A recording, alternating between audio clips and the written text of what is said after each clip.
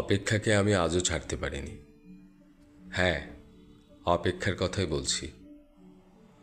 ভালোবাসার রক্তিম ধারালো স্নিগ্ধ ছোঁয়ায় এই হৃদয় থেকে এক এক করে ছেড়ে গেছে সব লোভ, হিংসা, ক্রোধ, অহংকার, স্বার্থপরতা, সব কিছু। কিন্তু অপেক্ষা অপেক্ষা আমাকে আজও ছেড়ে যেতে পারেনি।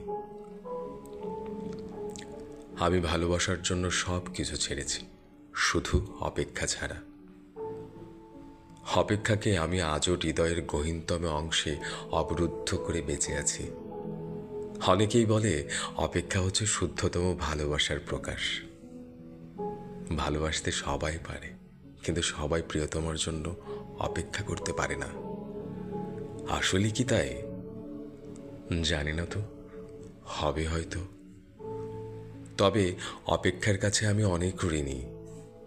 প্রিয়তমার জন্য অপেক্ষা আমাকে পাখির মতো সহজ হতে শিখিয়েছে, শিশুর মতো অনাবিল হতে শিখিয়েছে, আকাশের মতো বিশাল হতে শিখিয়েছে, ফুলের মতো স্নিগ্ধ সুন্দর হতে শিখিয়েছে।